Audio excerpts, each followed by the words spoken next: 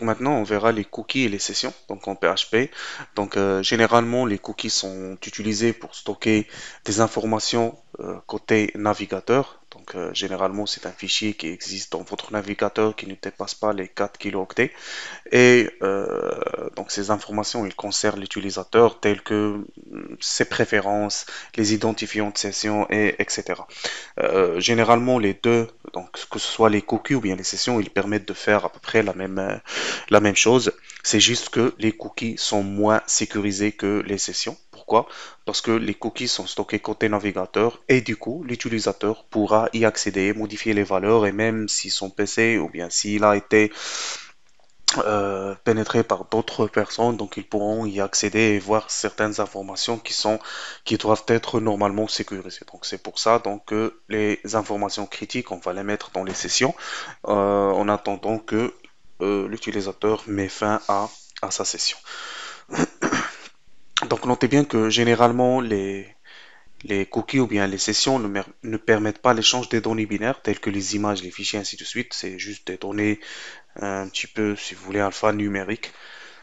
Et voilà, donc généralement ça concerne un petit peu les cookies.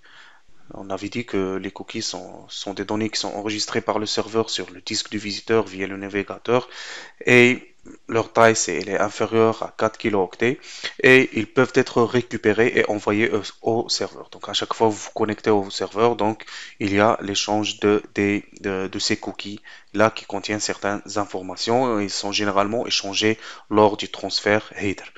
Et pour pouvoir accéder à ces cookies-là, on utilisera la variable d'environnement $cookie. Donc ça va nous permettre un petit peu d'accéder aux cookies, voir les différentes valeurs et ainsi de suite. Donc généralement, pour pouvoir, ou bien ça c'est un exemple d'une cookie qui est enregistrée dans mon navigateur. Donc voilà, donc le domaine c'est facebook.com, c'est-à-dire que cette cookie-là, elle est accessible depuis tout le domaine facebook.com, que ce soit n'importe quel sous-dossier au sein de ce domaine-là, il pourra accéder à cette cookie.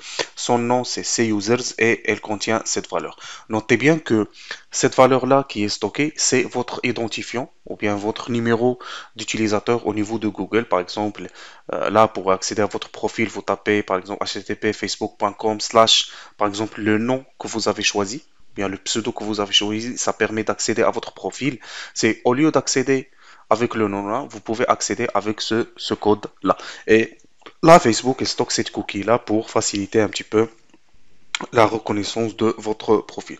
Notez bien que cette cookie-là, elle a une durée de vie. Donc normalement, elle doit expirer le 4 janvier 2024 à 16h36 et 25 secondes. Et il n'y a pas de restriction au niveau de cette cookie-là. Et généralement, pour pouvoir y travailler avec, donc on doit les utiliser avant le tag HTML et la syntaxe est la suivante. Donc ça, c'est la fonction pour définir une cookie, donc qui contient, si vous voulez, donc généralement plusieurs variables et notez bien que cette fonction-là, elle renvoie une valeur booléenne, c'est-à-dire soit vrai, soit faux, au cas où la cookie a été créée ou pas. Donc le string name, c'est le nom de la cookie, le value, c'est la valeur que va stocker. Donc normalement ici, le name, c'est user, ça c'est la valeur.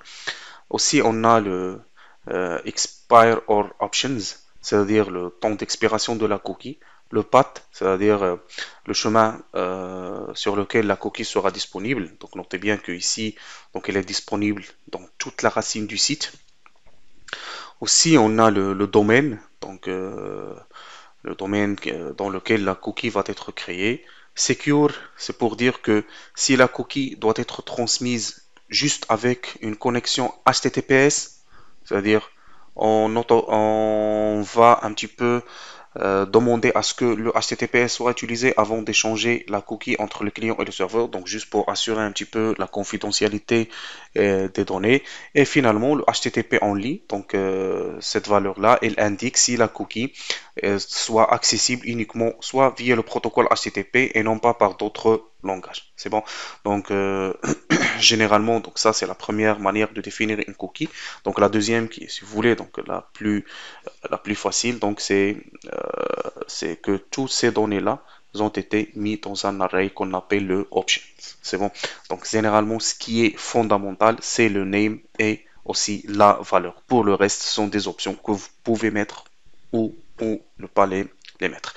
Donc ça, c'est un exemple d'utilisation de cette cookie. Donc généralement, ça, c'est le nom de la cookie. Par la suite, ça, c'est la valeur qu'elle stocke. Ça, si vous voulez, donc c'est le temps d'expiration de cette cookie-là. Généralement, donc ça va être la date d'aujourd'hui plus une année. Le true, c'est-à-dire on veut que cette cookie-là soit accessible qu'à travers le protocole HTTPS. Donc si l'utilisateur ou bien le serveur n'implémente pas le HTTP sécurisé, donc la cookie ne sera pas échangée. Et par la suite, donc, on a la cookie sera accessible juste par le protocole HTTP et non pas par d'autres langages. Et du coup, si vous vérifiez les cookies au niveau de votre navigateur, là, vous allez voir que la cookie a été créée avec les valeurs adéquates. Donc ça, c'est pour la création de la cookie. Donc on utilisera la fonction setCookie. Pour la destruction de cette cookie, généralement, il n'existe pas une fonction déjà prédéfinie pour le faire.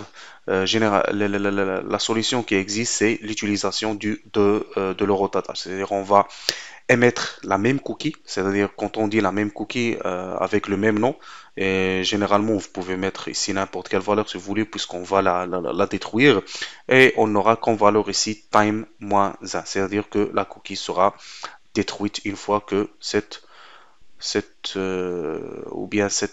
fonction a été appelée, qui est le set cookie. Pourquoi?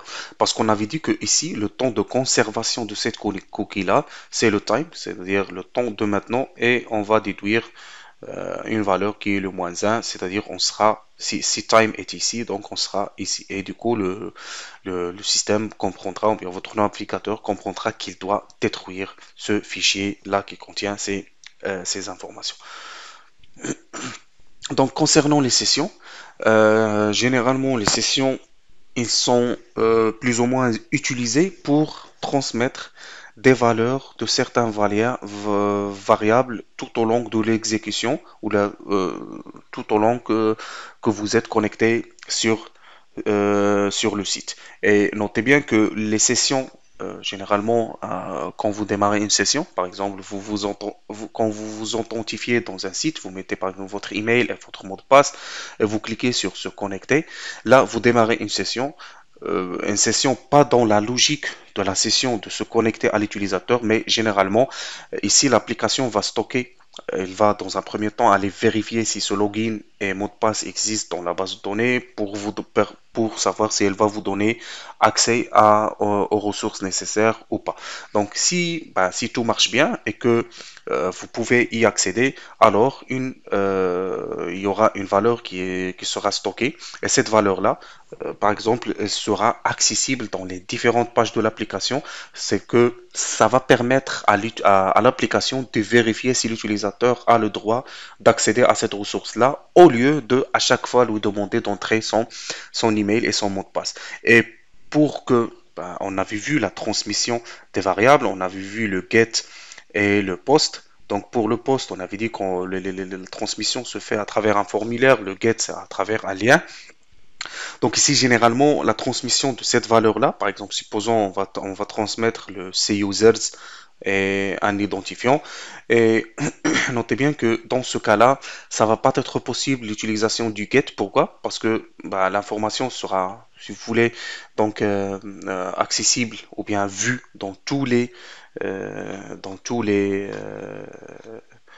liens que vous allez utiliser pour parcourir les différentes. Mais généralement, les sessions sont un mécanisme essentiel pour maintenir l'état entre différentes pages web lorsqu'un utilisateur interagit avec votre site ou bien avec votre application. Généralement, parmi les rôles des sessions, c'est maintenir l'état de l'application entre les différentes pages, la gestion de l'authentification, par exemple, et ça, c'est le cas qui est généralement le plus utilisé, le stockage temporaire des informations, et notez bien que tout ce que j'ai dit maintenant, on peut le faire avec les cookies, c'est juste qu'avec les cookies, c'est pas vraiment trop sécurisé. Et même les informations qu'on va stocker dans les sessions sont plus sécurisées qu'avec les cookies, vu que tout se passe au niveau côté serveur. C'est que côté utilisateur, donc il n'y a aucune information qui est stockée. Et généralement, donc pour pouvoir accéder aux différentes valeurs d'une session, pour la même manière que les cookies, on utilisera la variable $session. C'est à peu près le même principe que pour $get, $post et ainsi de suite. Donc généralement pour la création ou bien pour la gestion des sessions, on a trois étapes. La première, c'est la création de la session. La deuxième, c'est la création de la variable des sessions et finalement la destruction. Donc généralement pour la destruction d'une session, donc elle peut se faire de deux manières différentes. Donc soit en faisant appel à session destroy. Destroy, c'est pour détruire toutes les valeurs. Et notez bien que, par exemple, quand vous cliquez sur se déconnecter, alors là, l'application va détruire les variables de session qui étaient utilisées pour vous permettre de maintenir votre état au sein de l'application, ou bien après l'expiration du temps de la session. C'est bon, parce qu'au niveau du fichier php.ini, il y a un temps qui est alloué par défaut, donc qu'on appelle temps d'inactivité. Par exemple, si c'est défini à 60 secondes, si vous ne réagissez pas pendant 60 secondes dans le site, alors vous serez automatiquement déconnecté. Toutes les variables seront détruites. Donc ça permet un petit peu de plus de sécurité au cas où l'utilisateur a quitté son poste sans par exemple quitter sa session et pour ne pas permettre à d'autres personnes d'utiliser sa session, mais ça reste toujours un moyen qui n'est pas fiable parce qu'on ne sait pas vraiment si la personne ou bien une autre personne viendra avant que le temps d'inactivité soit terminé. Donc, généralement, la première étape qui est la création de la session, donc ça, on le fait avec la fonction session start. Et une fois que vous faites appel à cette fonction-là, donc il y a une valeur hexadécimale aléatoire de 32 chiffres qui est créée et qui servira comme identifiant pour cette session. Donc généralement, donc ça c'est un exemple de cette variable-là et vous pouvez accéder à cette valeur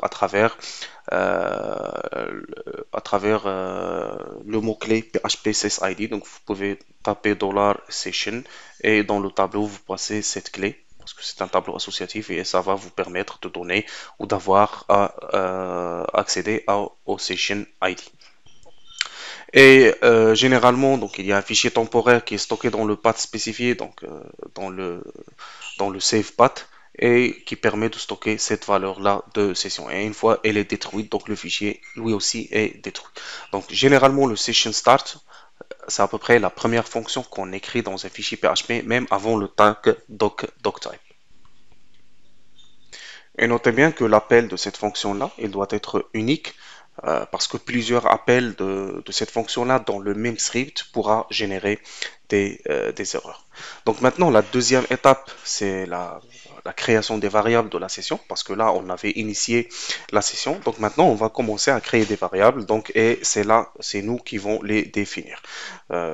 Généralement, on peut avoir, par exemple, session et non-var reçoit valeur. C'est bon, donc c'est vous qui définissez les clés de votre tableau associatif et ce nom de variable ainsi que sa valeur pourra être accessible tant que la session existe. C'est bon, donc une fois la section est détruite, vous ne pourrez plus accéder à ces valeurs-là et vous n'aurez plus besoin de les transmettre d'une page à une autre à travers que ce soit un lien ou un formulaire ou tout ce que vous voulez. Donc ils seront accessibles dans les différentes pages de votre application, mais normalement vous devez avoir le session start dans n'importe quelle autre page. Et finalement, donc, on passe, donc une fois qu'on a par exemple terminé, ou bien l'utilisateur clique sur se déconnecter, donc pour détruire la session, donc on doit normalement la détruire. Donc, pour ce faire, on peut utiliser différentes fonctions. La première, c'est un set qui permet de désactiver une variable, mais qui va maintenir toujours la session. Donc, par exemple, si je mets un set, dans ce cas-là, session varName, c'est que si vous essayez ou bien vous tentez d'accéder à varname dans une autre page pour accéder à sa valeur, donc ça va pas être possible. Et la fonction session unset, ça permet de supprimer toutes les variables de la session. Et finalement, on a session destroy qui termine la, la,